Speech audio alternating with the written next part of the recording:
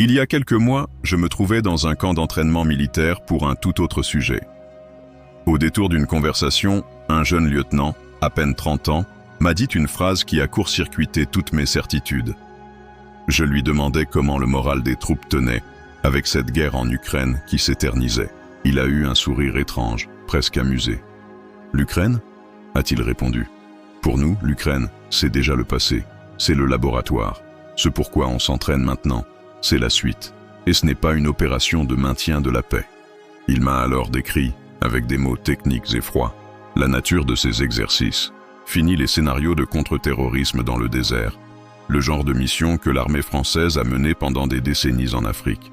Il m'a parlé de guerres de haute intensité, de conflits symétriques, de la simulation de la perte de 50% de son unité en moins de 48 heures. Il m'a parlé de la nécessité de savoir se battre sans GPS, sans radio, avec des communications brouillées par une guerre électronique ennemie. Il ne décrivait pas une mission de police internationale. Il décrivait une guerre totale sur le sol européen. Puis il a ajouté quelque chose qui m'a glacé. Le plus dur, ce n'est pas l'entraînement physique, c'est le changement de logiciel. On nous a formés pendant 20 ans à être des soldats de la paix, à limiter les dommages collatéraux. Aujourd'hui, on nous réapprend à être des soldats de la guerre. On nous prépare à détruire, massivement et rapidement. On nous prépare à accepter des pertes que l'opinion publique française n'imagine même pas. Il a marqué une pause. Le secret, ce n'est pas qu'on se prépare, c'est qu'on a déjà changé. L'armée de 2025 n'a plus rien à voir avec celle de 2020. Cette conversation a été le point de départ de mon enquête. J'ai compris que pendant que nous débattions de politique intérieure, un changement tectonique, silencieux et profond, était en train de se produire au sein de notre outil de défense. J'ai commencé à chercher les preuves de cette métamorphose. Je les ai trouvées, non pas dans des fuites ou des documents secrets, mais à la vue de tous, dans les budgets, dans les appels d'offres, dans la localisation des manœuvres militaires. Des signes clairs comme le jour, mais que nous avons collectivement choisi d'ignorer. L'histoire que je vais vous raconter est celle de cette préparation secrète. Pas un secret d'État, mais un secret par indifférence. Je vais vous révéler les 5 signes irréfutables qui prouvent que nos armées ne se préparaient plus à gérer des crises, mais à livrer une guerre majeure en Europe. Une guerre que nos dirigeants jugent non seulement possible, mais probable. Et le plus effrayant, c'est que cette préparation a déjà atteint un point de non-retour. Cette chronique est une plongée dans une réalité parallèle, la réalité de nos soldats, de nos marins, de nos aviateurs. Une réalité qui a déjà basculé dans un monde d'après, pendant que nous vivons encore dans le monde d'avant. Pour comprendre cette transformation, je ne vais pas vous noyer sous les acronymes militaires. Je vais vous raconter une histoire en 5 chapitres, 5 signes que j'ai pu vérifier et recouper. Nous allons d'abord voir comment la doctrine même de nos armées a été réécrite en urgence, loin des caméras. Puis, nous apprendrons à lire dans les budgets. Je vous montrerai que les armes que nous achetons aujourd'hui ne sont pas faites pour le Sahel, mais pour les grandes plaines de l'Est. Nous suivrons ensuite nos soldats sur leur nouveau terrain d'entraînement pour comprendre comment l'Europe est devenue un immense camp de préparation à la guerre. Nous entrerons dans les usines pour voir comment une d'économie de guerre, qui ne dit pas son nom, est en train de se mettre en place. Enfin, nous verrons le signe le plus subtil et le plus inquiétant, la création d'un nouveau type de soldat et le fossé qui se creuse entre lui et une société civile qui ne mesure pas l'imminence du danger. Ce que vous allez découvrir va peut-être vous choquer. Mais il est essentiel de le savoir, car dans le monde qui vient, l'ignorance ne sera plus une excuse. Ce sera une condamnation. Si vous êtes prêts à voir ce que l'on nous cache en pleine lumière, alors cette enquête est pour vous. Montrez votre soutien en cliquant sur « J'aime » et abonnez-vous pour ne pas être pris au dépourvu par les prochaines révélations. Et dites-moi dans les commentaires depuis quelle ville et quel pays vous écoutez cette chronique. La lucidité est notre seule véritable armure. La doctrine brisée, la fin de l'ère Barkhane. Pour comprendre l'ampleur du changement, il faut se souvenir de ce qu'était l'armée française il y a à peine quelques années. C'était une armée expéditionnaire, une force de projection conçue pour des opérations extérieures, OPEX, principalement en Afrique. Son nom de code était Barkhane. C'était une armée aguerrie, respectée, mais optimisée pour un type de conflit très spécifique, la guerre asymétrique, la lutte contre des groupes terroristes dans des environnements désertiques avec un contrôle quasi total du ciel et une supériorité technologique écrasante. Nos soldats étaient des experts de la contre-insurrection, du renseignement humain, de la coopération avec des armées locales. Tout notre matériel, nos doctrines, notre culture militaire étaient tournés vers ce modèle. Puis, le 24 février 2022, tout a volé en éclats. La guerre en Ukraine n'a pas été une simple crise régionale. Pour les états-majors européens, ce fut un séisme stratégique. J'ai lu les premières analyses, rédigées à chaud par des instituts de recherche militaire. Le constat était brutal. Le modèle Barkhane était totalement inadapté à une guerre de haute intensité contre un adversaire comme la Russie. Une guerre où l'on ne contrôle plus le ciel, où l'artillerie tombe par milliers d'obus chaque jour, où les chars s'affrontent par centaines et où la guerre électronique peut vous rendre aveugle et sourd en quelques minutes. Face à ce constat, une métamorphose a dû être engagée en secret et en urgence. Le mot « secret » ici ne signifie pas clandestin, mais discret. Il n'y a pas eu de grand débat national. J'ai découvert que la nouvelle revue nationale stratégique, publiée fin 2022, a acté ce changement de paradigme avec des mots qui, pour le grand public, peuvent paraître abstraits, mais qui, pour un militaire, sont une révolution.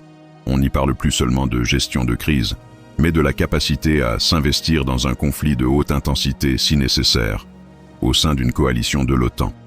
Ce changement de doctrine est le premier signe, le plus fondamental.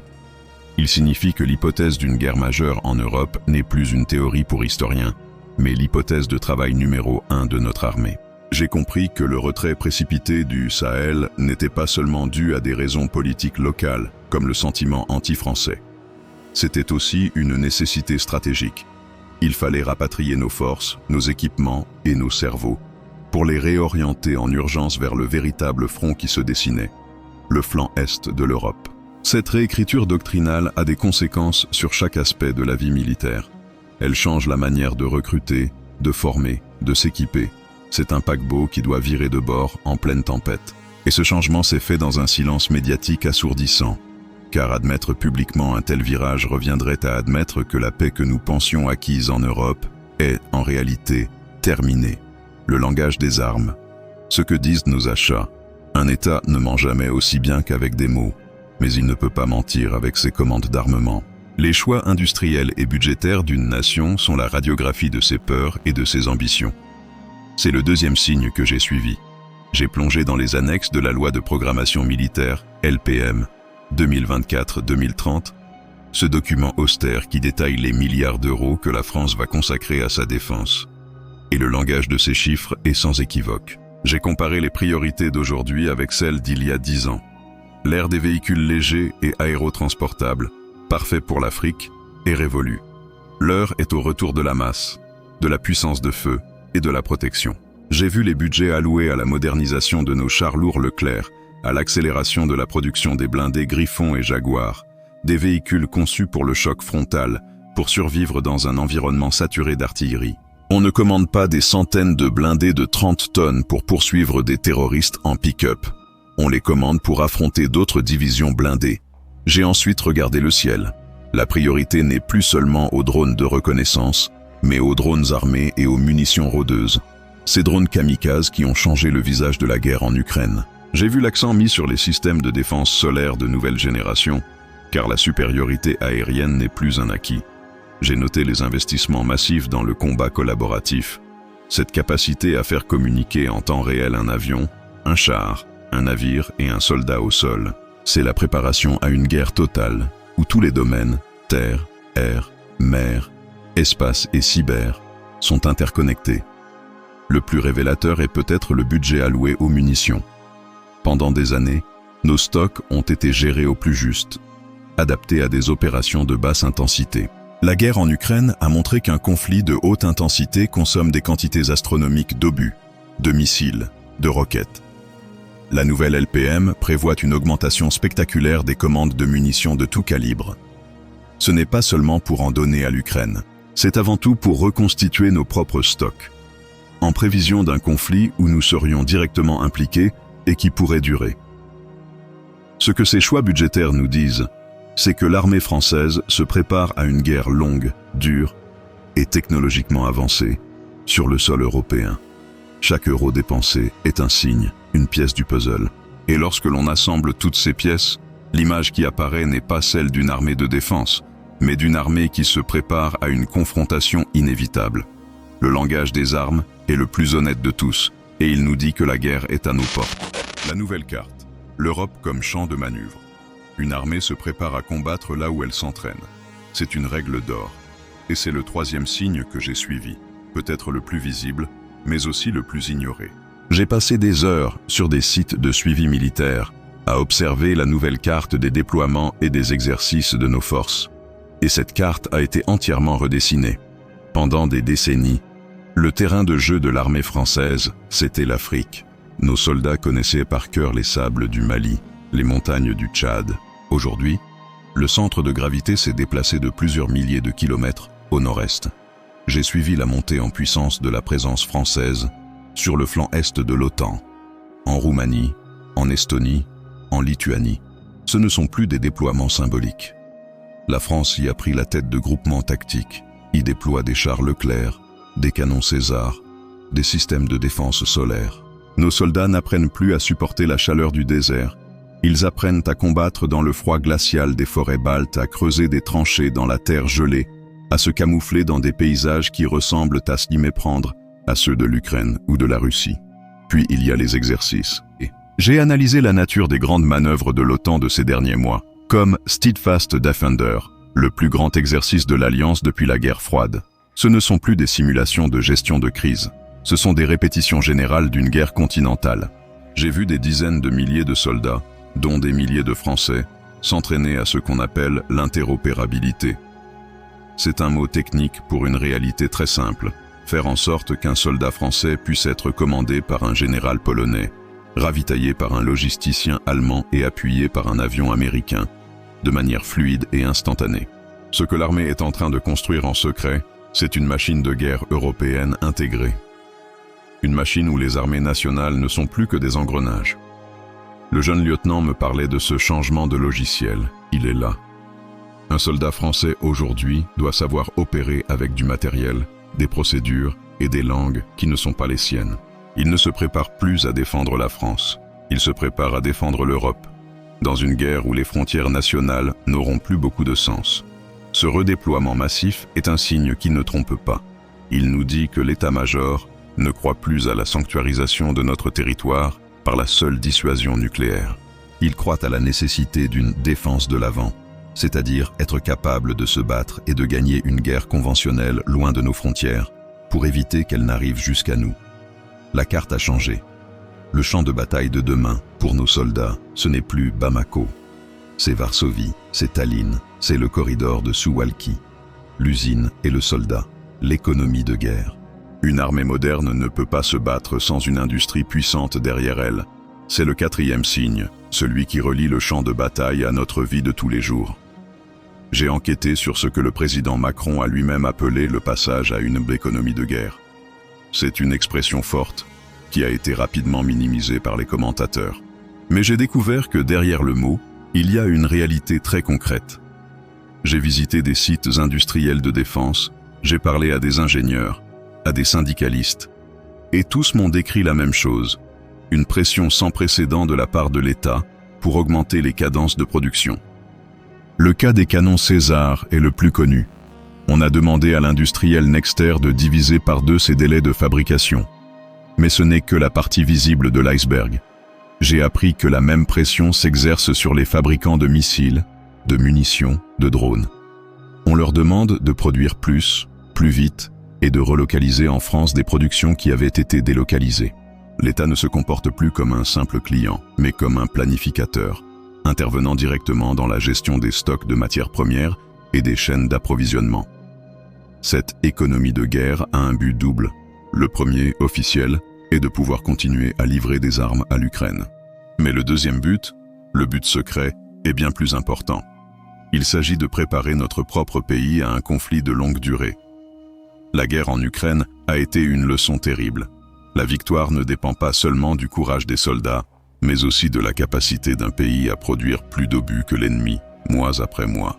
Nos stocks, adaptés à des guerres courtes, seraient épuisés en quelques semaines dans un conflit de haute intensité. J'ai alors compris que cette transformation industrielle était le signe le plus tangible de la préparation à la guerre, car elle implique toute la nation.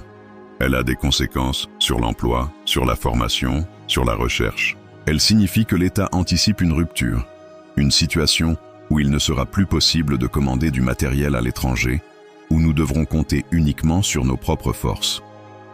C'est un changement de paradigme total par rapport à la mondialisation heureuse des 30 dernières années. Ce que ce signe nous révèle, c'est que la préparation n'est plus seulement l'affaire des militaires. Elle est devenue l'affaire de tous, même si nous ne le savons pas. Les usines qui tournent la nuit pour produire des obus sont un symptôme. Le symptôme d'une nation qui, en silence, est en train de remettre son armure, pièce par pièce, en prévision d'un choc qu'elle juge inéluctable. La fracture silencieuse, le nouveau soldat. J'arrive au dernier signe, le plus humain, et peut-être le plus inquiétant. Au cours de mon enquête, j'ai été frappé par le décalage croissant entre le monde militaire et le monde civil. D'un côté, une armée en pleine ébullition qui se transforme à une vitesse folle, qui vit mentalement dans l'hypothèse de la guerre. De l'autre, une société civile largement préoccupée par d'autres enjeux, l'inflation, le climat, les débats politiques, et qui perçoit la guerre comme une réalité lointaine, presque virtuelle. Cette fracture est le signe ignoré le plus profond. J'ai vu naître un nouveau type de soldat. Un soldat qui n'est plus seulement un technicien du combat, mais aussi un guerrier intellectuel. On lui demande de maîtriser des systèmes d'armes complexes, de comprendre la cyberguerre, la guerre de l'information, mais aussi de se préparer psychologiquement à une violence et à un niveau de perte que ses aînés n'ont jamais connu. C'est une charge mentale immense. Ces jeunes hommes et femmes vivent avec une conscience aiguë du danger que le reste de la population a perdu. Cette fracture est un danger stratégique. Une armée, aussi puissante soit-elle, ne peut pas tenir dans un conflit long si elle n'est pas soutenue par une nation qui comprend les enjeux et qui accepte les sacrifices.